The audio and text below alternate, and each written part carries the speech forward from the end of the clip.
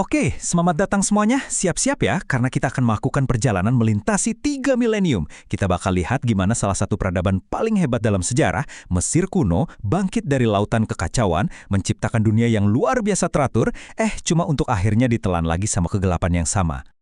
Jadi gini, bagi orang Mesir kuno, alam semesta itu nggak lahir dalam keteraturan, tapi dalam kekacauan murni.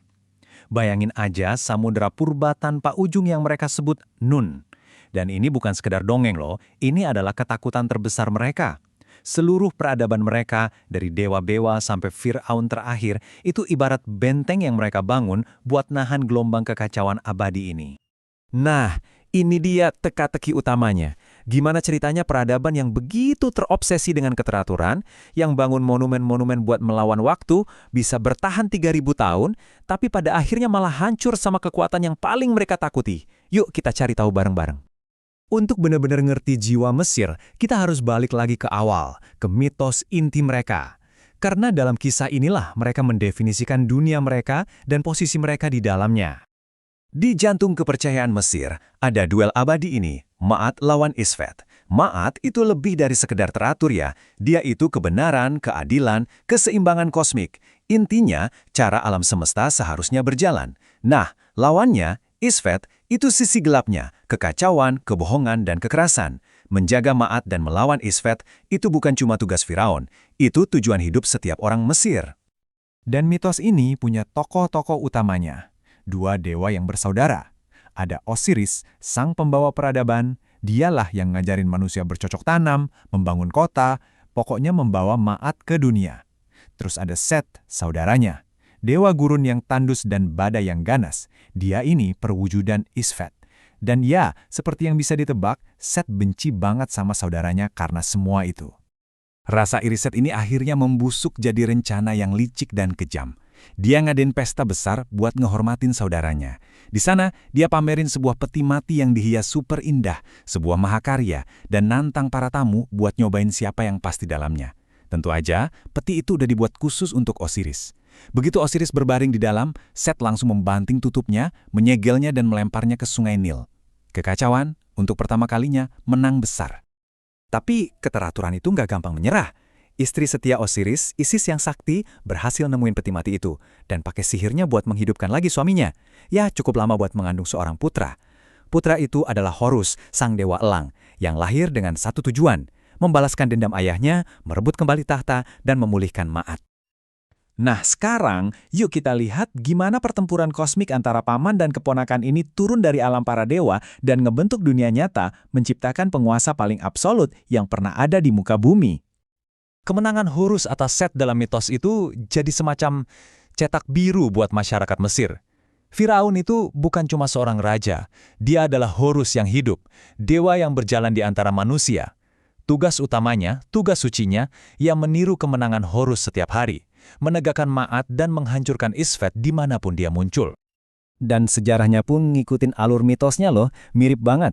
Selama berabad-abad, desa-desa yang tadinya kacau di sepanjang sungai Nil, pelan-pelan dipaksa tunduk pada satu penguasa. Puncaknya adalah Raja Narmer, Firaun pertama, yang berhasil menyatukan seluruh negeri. Keteraturan menang atas kekacauan, kerajaan lama Mesir pun lahir. Terus, apa simbol paling pamungkas dari keteraturan yang baru ini? Ya, piramida. Jangan salah, ini jauh lebih dari sekedar makam. Piramida itu adalah sebuah statement tentang keabadian. Struktur geometris yang sempurna, selaras sama bintang-bintang, dibangun untuk selamanya, ibarat benteng batu melawan kekacauan alam dan gurusan waktu. Biar kebayang skalanya ya, coba pikirin ini. Setiap balok di piramida agung itu beratnya rata-rata 2,5 ton. Itu lebih berat dari mobil SUV zaman sekarang. Dan jumlahnya ada lebih dari 2 juta balok. Gila kan? Ini bukan cuma soal bangunan. Ini adalah Ma'at yang diwujudkan. Keteraturan yang dipaksakan ke dunia fisik dengan kekuatan tekad. Tapi, sekuat-kuatnya keteraturan yang dibangun dari batu, ternyata bisa rapuh juga. Selama 3.000 tahun berikutnya, sejarah Mesir itu bukan garis lurus menuju kejayaan, tapi lebih kayak siklus yang kejam, keruntuhan yang dahsyat, disusul kelahiran kembali yang luar biasa. Setelah berabad-abad stabil, Isfet nyerang balik dengan ganas. Kekeringan parah melanda negeri, sungai Nil gagal banjir, dan kelaparan mencekik kerajaan. pemerintah pusat runtuh, dan Mesir pecah berkeping-keping. Keteraturan hilang, digantikan oleh lebih dari 1 abad kekacauan dan perang saudara. Tapi, persis seperti Horus yang bangkit mengalahkan Set, seorang pemimpin baru muncul dari runtuhan. Namanya Mentuhotep II. Dia berhasil menyatukan lagi Mesir dengan kekuatan militer, memulihkan Ma'at, dan memulai era kemakmuran baru yang kita sebut Kerajaan Tengah. Siklusnya berlanjut. Dan lagi-lagi kekacauan datang, kali ini dalam wujud yang beda. Penjajah asing yang dikenal sebagai Hyksos datang dari utara. Mereka punya teknologi yang belum pernah dilihat orang Mesir, kereta perang yang mengerikan, dan busur komposit yang kuat. Sekali lagi, keteraturan hancur di bawah kekuatan yang lebih unggul. Nah, ini nih yang luar biasa dari ketahanan Mesir. Mereka nggak cuma pulih, mereka beradaptasi. Mereka mempelajari alat-alat kekacauan dari musuh mereka. Mereka kuasai kereta perang, mereka sempurnakan senjata mereka. Di bawah Firaun Ahmos pertama, mereka berhasil mengusir Hyksos dan melahirkan kerajaan baru, periode kekuasaan kekaisaran terbesar Mesir.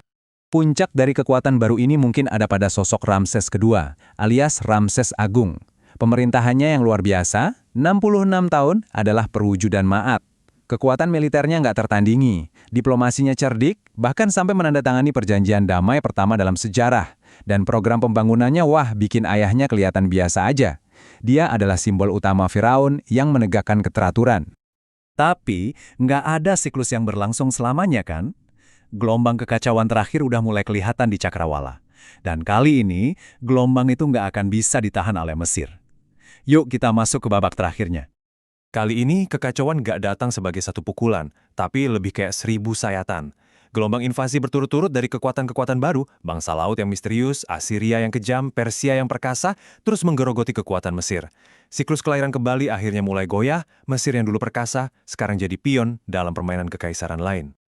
Di babak terakhir yang udah di ujung tanduk ini, Firaun terakhir Mesir, Cleopatra yang brilian, mencoba memainkan permainan yang sangat berbahaya. Dia berusaha mengadu domba kekuatan baru Roma yang kacau, menjalin aliansi pertama dengan Julius Caesar, lalu dengan Mark Antony, semuanya demi mempertahankan kemerdekaan Mesir yang makin pudar. Itu adalah pertaruhan yang sangat berani, tapi pada akhirnya gagal. Dalam pertempuran laut yang menentukan di Actium, armada gabungan Cleopatra dan Antony dihancurkan oleh saingan mereka, Octavianus. Isfet, yang kali ini memakai baju zirah Legion Romawi, memberikan pukulan terakhir. Setelah 3000 tahun, keteraturan para Firaun pun berakhir, untuk selamanya. Jadi, setelah 3 milenium, apa yang tersisa? Apa warisan sejati Mesir? Apakah keteraturan fisik yang mereka ciptakan, piramida dan kuil yang sampai sekarang masih bikin kita kagum? Atau jangan-jangan keteraturan naratif mereka, kisah abadi tentang perjuangan melawan kegelapan, mitos tentang keteraturan yang direbut dari kekacauan yang terus bergema dalam kisah-kisah kita sampai hari ini. Mungkin keteraturan sejati itu nggak pernah ada di dalam batu, tapi di dalam cerita yang kita ceritakan pada diri kita sendiri.